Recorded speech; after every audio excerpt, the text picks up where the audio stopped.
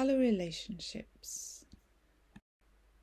Colours are forces, radiant energies that affect us positively or negatively, whether we are aware of them or not. The effects of colour should be experienced and understood, not only visually, but also psychologically and symbolically. So this is Itten, Johannes Itten. Have a little look at him if you're really interested in getting your brain tangled up in the science of colour. What I'd like to do in this slideshow is really just introduce you to some of his, not necessarily his ideas, but ideas that he expounds. I don't want you to feel too overwhelmed by the science. There's a lot of science around colour, and yet colour is a joyful thing. Colour is a thing that we understand intuitively. So I want you to kind of just build an awareness if you don't have it already. It can be a useful tool. Yeah, you can have the confidence and the power to bring colour into your work and begin to understand the impact that it has on others.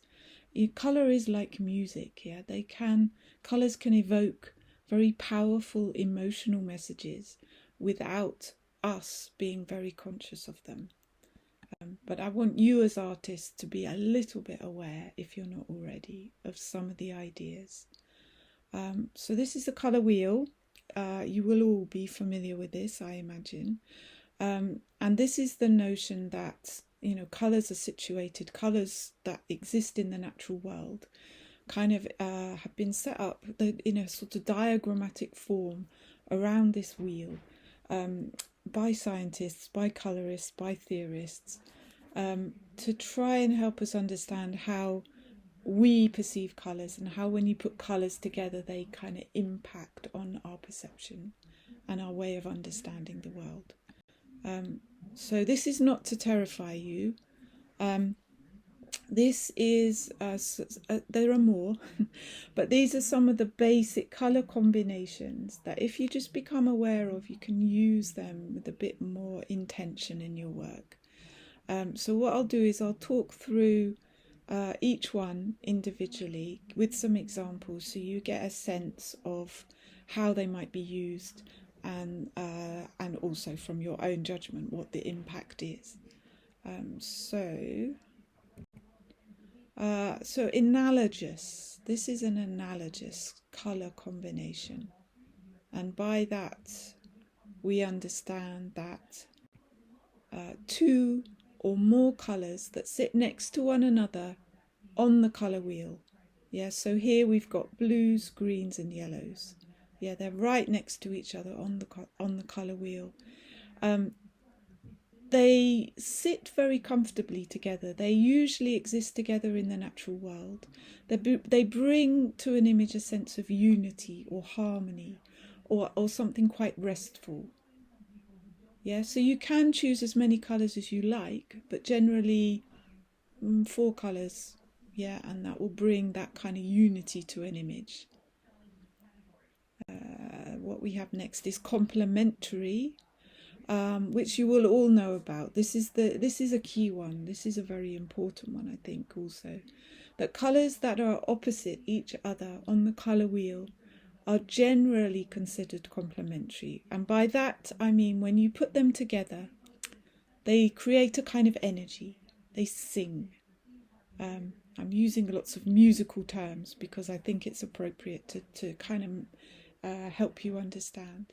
I know I'm very conscious that many of you are very familiar with this stuff, but for those that aren't, okay, here's an example of colours being used that sit on either side of the colour wheel, yeah, opposite each other.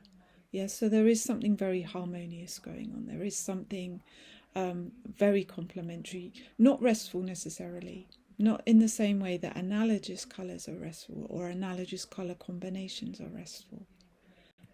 This one is really complementary, but it's been split a little bit. Yeah, so it's basically the same principle. The colours are opposite each other on the colour wheel, but just to make it a little bit more interesting, perhaps.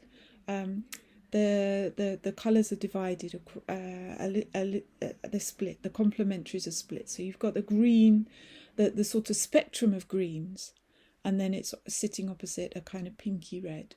And it just kind of adds a little bit more power, a little bit more interest perhaps. The next colour combinations. Why does this colour combination work?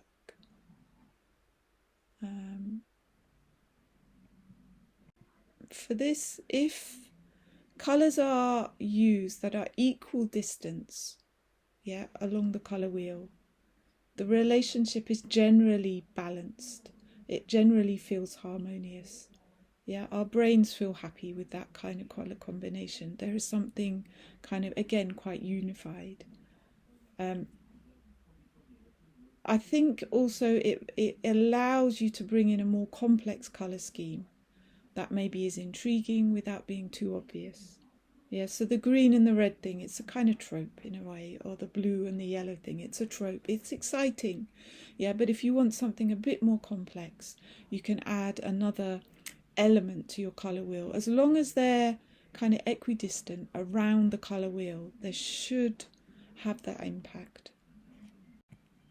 And we have something called tetradic. Again, don't feel you have to memorize the terms, just be familiar with the ideas. So this is a combination of 4 colours that consist of 2 sets of complementaries. So what we've got here, we've got green and red, and we've got the purple and the yellow, the purpley blue and the yellow sitting together. So there is this sort of, a sense, again, there's still something harmonious, it's a bit more exciting. And it's still complementary, it's still pleasing to the eye. Even though this image is super weird, it's still, the combination of colours is satisfying, it's pleasing. It doesn't unsettle you in any way. Okay, this colour combination, is this pleasing? Does this feel harmonious? Does it feel balanced? I think if you think about the content of the image, what's going on in this image, you can understand that the artist may be thinking about, okay, actually this is a challenging situation. I don't want it to be soothing. I don't want it to be harmonious, balanced, appealing. So this you would refer to as discordant, perhaps. Something where maybe the colour wheel is challenged. These colour combinations are not soothing like the analogous combinations. There's too many of them. They're all over the place. They're all scattered all over that colour wheel. They don't sing like complementary colours. They're kind of unsettle you, but they are exciting, they are energetic, and they can be used to create a kind of rebellion, if you like, a rebellion against the colour wheel. They're uncomfortable. This is another way that the images they're spaced weirdly, but in a slightly different way. So this is, again, these don't feel entirely comfortable. But the varying tonal values can be used here. So they also create a kind of unsettling effect. So by that I mean you've got a very dark navy blue going on, but you've got a very light, bright yellow. So the colours are scattered all over the place on the colour wheel, but also their tonal values are very different. And this can have the same sort of unsettling kind of impact as well. So when you want these 2 ladies to sit there and there is a sort of sense through their expressions that they're not exactly getting on with each other, but there's a sense very much that maybe one is sticking to the grey blue kind of conservative colours and the other one is bright and vibrant with her crazy ice cream of every colour and bright, jolly, warm colour that you can think of. So there's a division there, created in the image alone, but it's enhanced by the use of colour and the use of discordant colour. This is not a happy marriage. This is not a happy relationship. There is something going on, and that's enhanced by this kind of strange kind of combination of colours. a lot of neutral tones mixed with just splashes, big splashes of bright, bold colour. Okay, I just add this because it's lovely, and students are often very interested in this artist, even though he's a very old school, this is Disney of 1959. He uses colour combinations in a very interesting way. Quite challenging, quite unsettling, quite dark, quite menacing, but equally, yeah, he can harness all sorts of colorways. He's a master of color.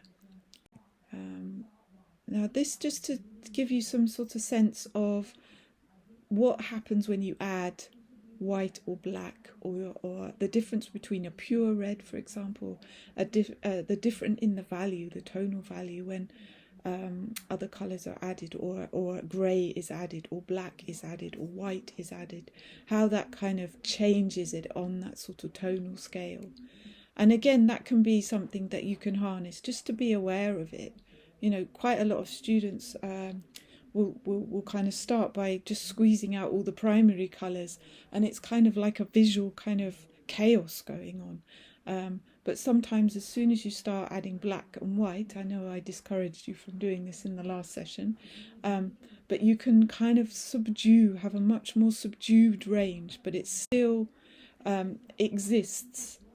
You can still use the colour wheel. It's just a bit like John Klassen here, yeah. So he's on the he's very complementary with his colours. He's got kind of browns and greens, yeah, but they're very subdued. They've been knocked back quite a lot with the use of white and grey, black, yeah. So there's a very calm, but it's a very subdued atmosphere. And I think some people forget to harness that kind of tonal range. I know Tiziana's talked to you about this before. The difference between cool colours and what we consider to be warm colours. And there's a whole range of possibilities around this and exceptions to the rule. But cool colours, just to remind you, are generally considered those on the purple, the green, the blue side. If you think of cool as something icy and cool, blue always seems to sell fridges. It's always kind of used in Arctic scenes for that reason. They appear much cooler. You kind of shiver when you see those. And the warm colours are the Caribbean ones, the warm, bright oranges, reds, yellows, even bright greens also considered to be warm. Yes, so there's a sort of spectrum. You can have a cool green, and you can have a warm green, for example. And similarly, you can do the same with yellows. There is a way of making a yellow quite cool, comparison to a warm yellow. But general principle. And there's a reason to understand this. What do you see first? Yeah, there's I'm guessing. I mean, I try this on students, and they always see different things. But in a way, the general principle is that if you use a warm colour, it will zoom at you. It will come forward. You will probably see that first. Red for danger. There's a natural kind of response to something that's bright and jolly and cheerful. And the cooler colours are generally considered to be much more soothing. Yeah, so the red is quite energetic. It kind of leaps out at you. It's kind of calling for your attention. Blah blah blah. Alerts, danger, whatever. But the blues and the greens tend to recede. Yeah, and so when you're making an image, that can be really important. In the way that you guide the eye around the image. If you understand that the chances are a viewer is going to alight on something bright. Yellow, orange, red in that warm spectrum before they see the great big fish creeping along underneath that's going to actually swallow that boat whole at some point. Yeah, it's narratively in this image particularly very strong. Yeah, it kind of helps tell that story. What I've done here, and you'll be aware of this stuff. there's a lot of digital cheats. There's a lot of, I know you know this already, but there are a lot of ways that you can, I'll show you another one which is quite nice. Color calculator. Yeah, I put a link there so you can go there. You may use this all the time, but actually if you understand, yeah, so along on the second part, choose, I can't properly read that, but anyway, you're choosing your color relationship. Basically you're asking for tetradic, triadic, complementary. There's a monotone one here, but yeah, and analogous is the third one along. So straight away you kind of plumb that in with a color, one color to guide, and it will give you all the things around the color wheel that that kind of offer that relationship. Yeah, so it's a very quick, easy way without you having to know, whether I want triadic, tetradic, or whatever, that you're going to get a happy medium. You're going to get a nice, pleasing combination of colors. Yeah, so another example here. In Photoshop, Adobe has all these color tools. Yeah, you'll harness them all the time. And just to kind of make you aware of how consciously a lot of artists do use this. Yeah, they're very aware of the impact of color. Yeah, so this is the Pixar, I believe, this one. Yes, I can see it now. But actually Pixar, think about how they compose a scene. Color is super, super important. And the color combination. So you'll be much more conscious of this in the future, I'm hoping. Yeah, so just look out for it where you see it. Understand it a bit better. Don't get too overwhelmed with the science. I'm not going to test you ever on the science, but I'm just bringing to your awareness the way that our perception, the way our brains kind of perceive color, and the emotional and all sorts of narrative impact that they can have. Okay, I think that's all from me.